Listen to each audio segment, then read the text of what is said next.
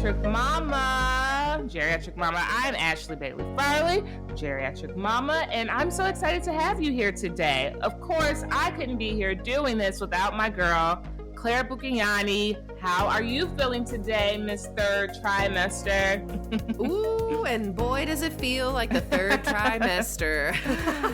Girl, I know. I'm doing well. I will say, my little baby boy, because I'm having a boy, he has been very active just now. He's been kind of like moving and shaking and stuff because he can hear you, and I like because I think he's gotten to hear your voice quite a bit, which is so fun. So like I think he's starting to recognize it, which is so sweet. I know. I can't wait for us to put our babies just in the same room together. That is just gonna completely melt me. I cannot wait for that moment at all. I can't wait either. Are you coming to the point? Are you at the point where you're like, I just want to get this done. I don't want to be pregnant anymore. It was a fun ride. Now I need it to end. It depends on the time of day. So I've just been very thankful. I feel like overall I've had a fairly, I don't want to say easy pregnancy, but a nice, enjoyable pregnancy is how I'll put it. But when it's nighttime, then I'm like, I'm ready. I'm ready, even though I know that once the baby's here, the sleep factor will be even less. But I'm at the stage where anytime I have to switch sides because I'm literally in pain for just like sleeping on one side for a while. And then I have to like hoist myself to get to the other side. And my acid reflux has been your just hips get all sore. Oh, my hips are so sore. They're so, and I have like that like cool pregnancy pillow. My dear friend let me borrow hers, and so I'm enveloped by this pillow. And my poor husband, he has no room in the bed anymore because then our dog will come in. I know, and he's like, "There's no space." The edge of the bed at that point. Yes, they do. But I try to keep my my U pillow to a small area, but. I'm just the lack of sleep or the uncomfortable sleep. Yeah. You own the bed at this point. That's right. I know your husband. He's an awesome guy, and I know he understands. But you take the whole bed. Like I'll take the whole space. But yes, the acid reflux and the shifting at night has been the hardest. Yeah. Ugh. Well, there's so many really amazing parts of being pregnant. And then there's so many parts where you're just like, oh, this is the absolute worst. You know? And it's like you want to focus on the good to sort of balance that out. That's really all you can do because you just have to go through the process. But you're doing it. You look absolutely gorgeous doing it. Oh, thank you. I'm super excited for you. It's like, I don't feel like it, but you are. You're killing it. I'm so proud of you. I'm so excited for you too. Thank you. I'm really excited. We're really, really, really excited. And I'm so excited for our topic today because I think it is really important for you to talk about this because when you told me about this, I had never heard of it. I feel like this is going to be something that many people have never heard of before, and it's really important talking about, the good and the bad with pregnancy and delivery. So let's jump into it. So full disclosure, this gets a little bit graphic. So if you're a little bit queasy when it comes to things like this, I would say just deal with it because you need to hear what I'm going to tell you.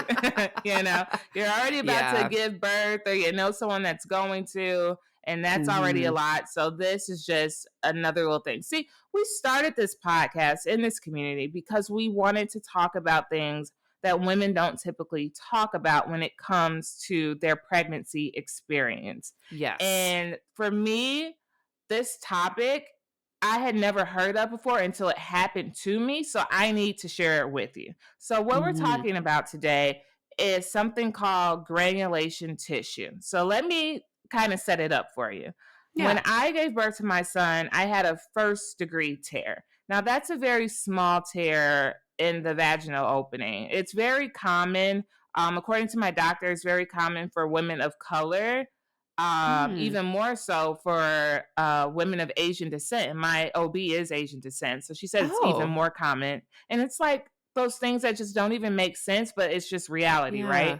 So Yeah. many women tear. I had a first degree tear, which is the smallest tear possible. And apparently, when you do have a tear and you breastfeed your child exclusively, your body can heal in a really weird way because when you breastfeed exclusively, your estrogen levels can drop. Oh my God, I'm shaking my Mm. camera because I'm like, ugh, like getting back into this moment. Your Yeah. estrogen levels drop, and that can cause dryness in your vagina. Now, at this Mm. point, you're not even thinking about sex, or at least I wasn't, because it was so soon after giving birth. They say Oh, you're yeah. supposed to wait 6 to 8 weeks 6 or something like weeks. that. Yeah. Yeah. So the dryness factor wasn't even something that came up because I wasn't having sex or anything. Mhm. But when that happens, it can cause your vaginal tear to heal and develop granulation tissue. Now, Mm. what that looks like, because I didn't see it myself, but apparently it's described as like if you have a skin tag that develops where the wound is.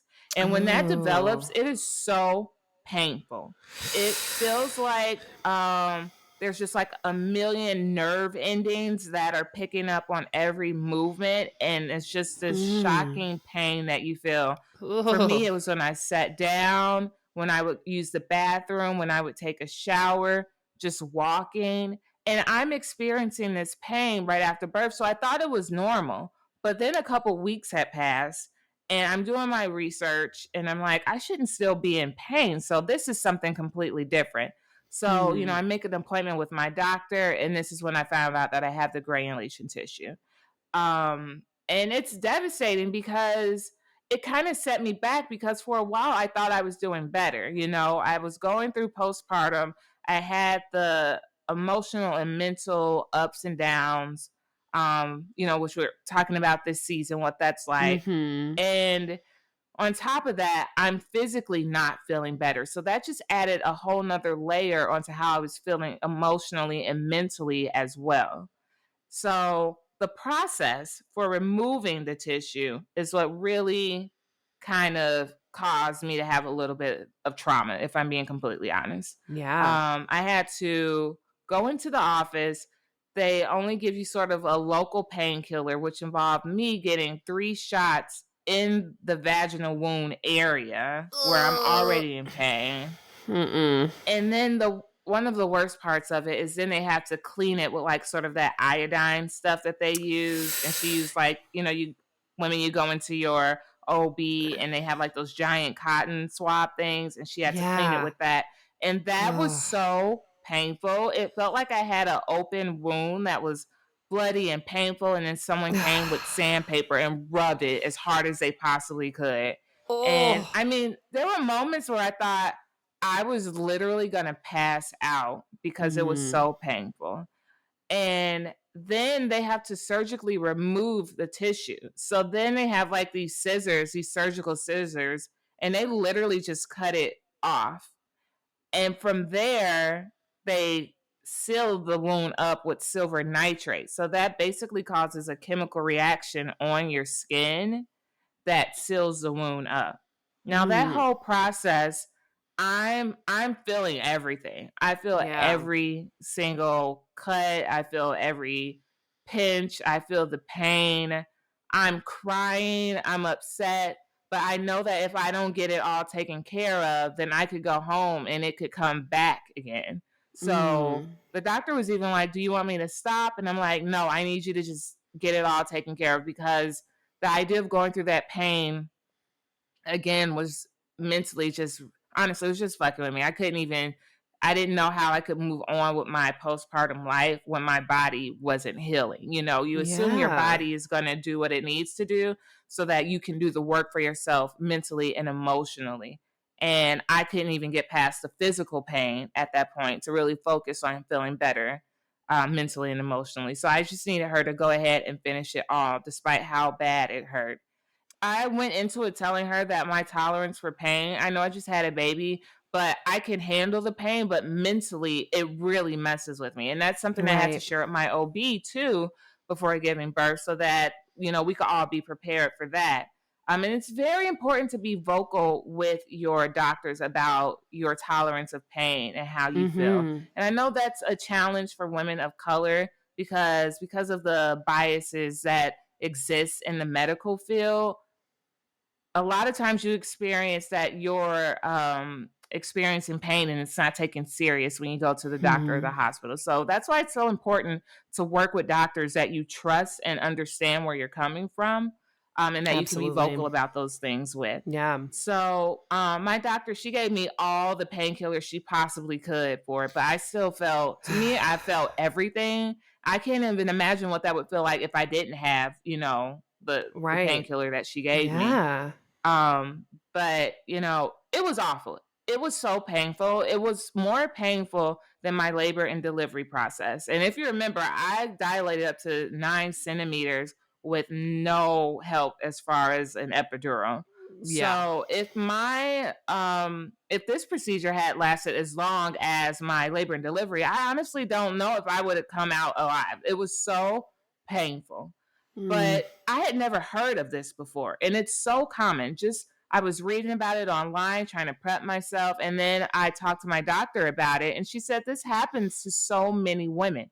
And I'm like, how is it possible that we don't know about this? It's called Yeah. granulation tissue. It's something that you should talk to your doctor about if you're going into the process of labor and delivery, so that maybe they can even tell you the signs to look out for, because I didn't know. I Right. thought that this was me healing and that it was normal until I realized it was lasting a little bit long.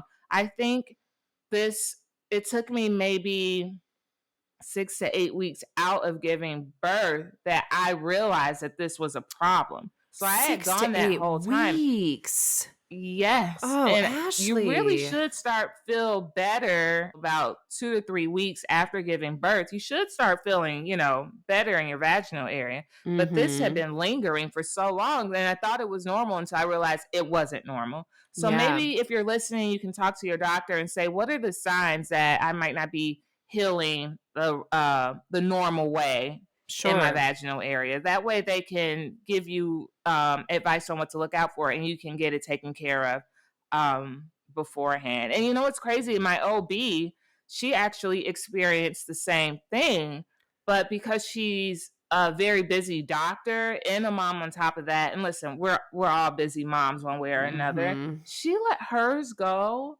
for almost a year, and she had to have it surgically removed after being checked into the hospital. Now, this is the Oh story that my she shared with me, god. and she's my OB, right? So this is something Yeah. that happens, and we just need to talk about it. We need to say, "Girl, if you're not feeling well, if you don't feel like you're healing right, Get it go checked to the out. doctor as soon as possible. Yeah. Don't let it linger," because it for me, it was stopping my healing process. It was keeping me from moving forward mentally and emotionally. It was dragging out the trauma that I had felt, and it was causing everything, my progression, to slow down. Now, I will say, after the process and the procedure was over, I felt better instantly. Even walking out of the doctor's office, it was like day and night. Wow. But the pain that I had felt had just messed with my head so much that it was kind of like starting all over again. It Yeah. really was. Wow. Oh, Ashley, I'm Yeah, just it was rough. first of all, thank you so much for sharing that story. I know it's probably really hard to Yeah, even talk about because that sounds like a very physically and emotionally traumatic experience. And the fact that it's so it common, was. and Yeah. I have never heard of it, you've never heard of it, many, many people have never heard of this. I thank you so much for being vulnerable and Yeah. sharing that. I'm just so sorry you had to go through that. But I mean, once again, Yeah. you are an absolute rock star because look at you on the other side being able to talk On about the other this. side, and it's Mm-hmm. still really hard to talk about. This episode um was the hardest for me, to record, because I just kind of wanted to put it behind me. I didn't want to Mm-hmm. talk about it, but I know that so many other women out there are going to go through it. Mhm. And maybe if there's a way to prevent it somehow, there's estrogen cream that I was given that helps with the healing. So I don't know if that's something that you can get beforehand, but if you Mm. know your goal is to exclusively breastfeed and you're Mhm. successful at that, and you maybe tear during pregnancy, then I think it's worth going to your OB and saying, "Hey, let's talk about this granulation tissue. I don't want it to develop. What are some things I can do?" Because maybe you don't even have to go through it, you know? Yeah, maybe you But can if we stop it don't before it know that it's a starts. thing, yeah. Mhm. But if we don't know it exists, then we don't know how to prevent it, you know? Right. And Yeah. if you can possibly prevent it, but you know what? It's so painful. I wouldn't want anyone to go through that. So if Mm-mm. you're listening, you want to breastfeed, you tear, just immediately talk to your doctor about it and see what you can do. But just know that if it's taking you a little bit longer to heal, go see your doctor right away because Mhm. it could be anything. You know, for me, it was this, but for you, maybe it's something internal. Maybe it's, you know, if your body does not feel right after giving birth, be your own advocate and get back to the doctor as soon as Yes. possible. And you know what? Yes. That's really all I can leave you with that, truly. Yeah. So, like I said, I know this one's a little queasy. It's not the most beautiful experience in the world, but it is all in the realm of having a baby, Right. giving birth. It doesn't really just stop once the baby is here in the world. Your body is going to go through some ups and downs. But again, like everything we say, you'll get to the other side of it. But be your own Mm. advocate and make sure you talk to your doctors if you're not feeling well. Yeah, absolutely. Promise me, Claire, you will talk to your doctors if anything is feeling like, it's not right.